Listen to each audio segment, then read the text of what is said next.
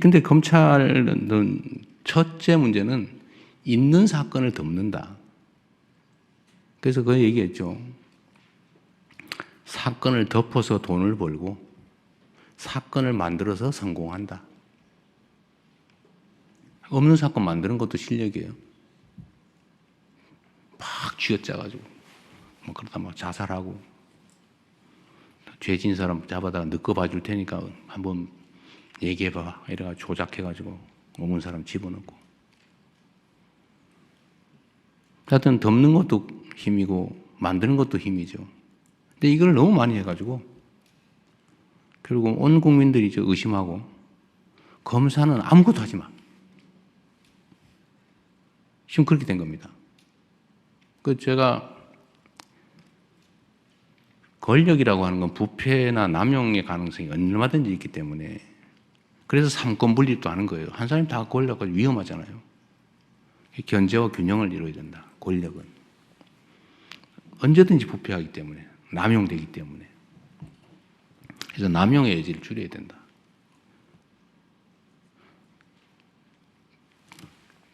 수사와 기소를 분리하자. 분리해야죠. 기소하기 위해서 수사를 하거나 수사를 합리화하기 위해서 기소해가지고 안 되는 거 알면서 가짜 증인 압박해가지고 유죄 만들고 이러면 안 되잖아요. 분리해야지 당연히. 이거는 대원칙이죠. 원래 그렇게 하기로 했으니까. 그런데 그러면 이거를 예를 들면 그런 거예요. 그러면 공소청을 만들면 검찰청이 이제 공소청으로 바꾸기로 했잖아요. 그건 뭐 법률상 가능하니까. 중수청, 공소청.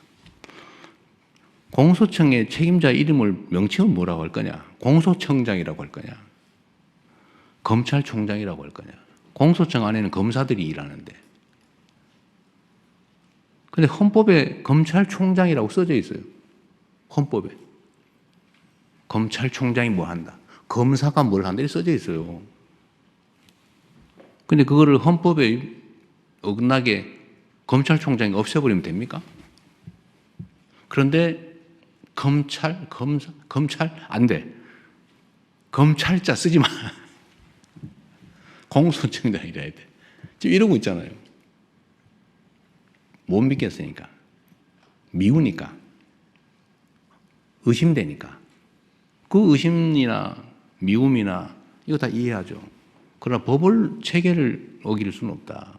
예를 들면. 근데 그런 걱정이 있는 거죠. 보완수사이기. 저는 보완수사를 안 하는 게 맞다고 생각해요. 그러나 예외적으로 필요한 경우가 있어요. 공소시효가 이틀밖에 안 남았는데, 예를 들면, 송치가 왔어요. 이틀밖에 안 남았어. 간단하게 어디 물어보면 돼. 예를 들면. 그런데 이거를 보완수사가 전면 금지가 되면 경찰로 다시 보내고 가는데 이틀, 오는데 이틀 하고 끝나버려요. 예를 들면 이런 경우 어떡할 거예요?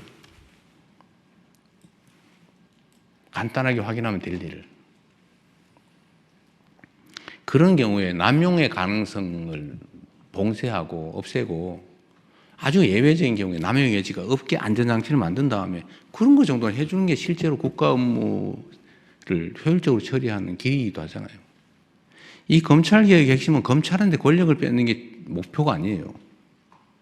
그건 수단과 과정이죠. 진짜 최종 목표는 국민들의 권리 구제예요.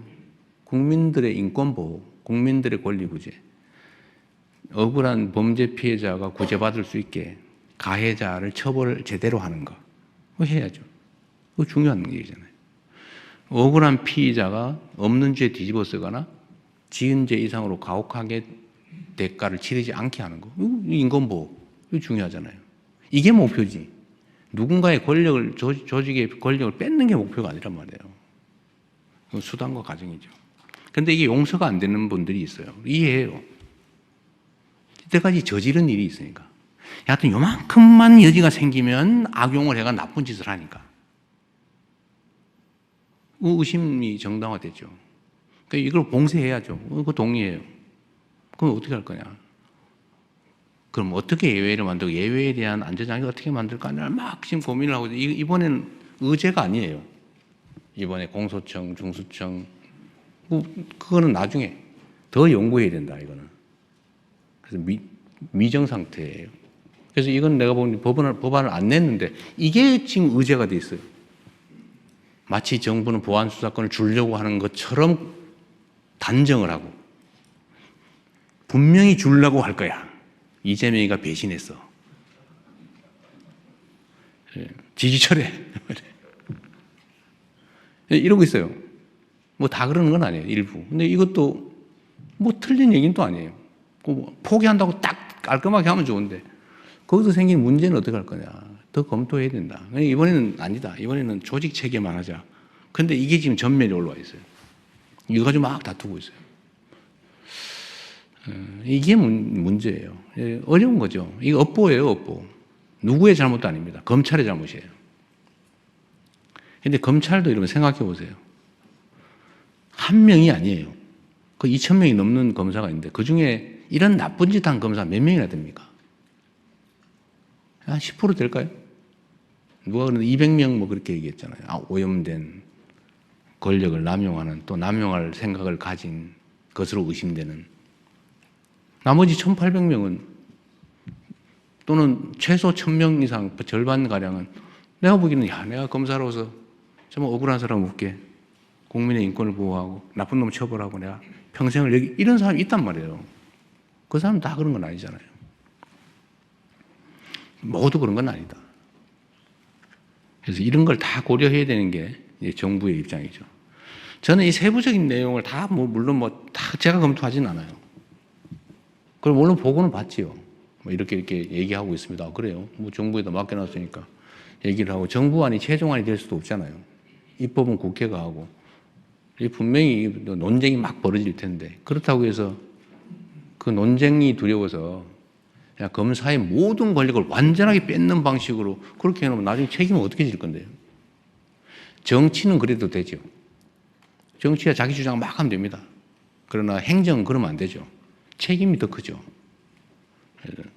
그래서 이 검찰개혁의 최종 목표는 인권보호와 피해자 보호에 있다. 법과 질서를 정의롭게 지키는 데 있다. 이게 여기에 가장 합당한 길이 뭐냐. 남용의 가능성을 봉쇄해야 된다. 오케이. 그러나 효율성이 제거돼서도 안 된다. 그게 뭐냐. 머리 아프죠. 어떻게 알아 그걸. 시뮬레이션을 엄청나게 해봐야 돼요. 모든 남용의 가능성을 다 검토를 해가지고 다 봉쇄해야지. 의심스러우니까. 과거에 그랬으니까. 그래서 그런 면에서 당이 해라, 당이. 당도 집권 세력의 중요 부분이잖아요. 정부도 마음대로 하면 안 되고, 그래서 수기하자. 시간을 충분히 갖고. 대신에 감정적으로 하지 말자. 또 감정적으로 하는 분도 이해를 해줘야죠. 내가 당한 게 얼만데. 나라 망할 뻔했다. 이재명 죽을 뻔했다. 저 죽을 뻔했잖아요. 수없이 있었던 온갖 그 계기 중에 단 한 개라도 어그러졌으면 저는 죽었겠죠. 구속영장이 발부됐거나 유죄 판결이 났거나 아니면은 뭐 법정 측면에서 본다면 또는 뭐 또 고등법원에서 신속하게 선고해서 대법원에 넘겨서 확 기각해버리거나 이틀 만에 이틀 만에 파기환송도 하는데 하루 만에 기각은 못 하겠어요? 고등법원에서 판결 그냥 그 당일 선고해버리고 대법원에 하루 만에 넘겨서 그날 선고해버리면 끝이지 뭐 어떡할 건데. 그러려고 했던 거 아니겠어요? 그러나 어쨌든 국민들의 힘으로 살아남았죠.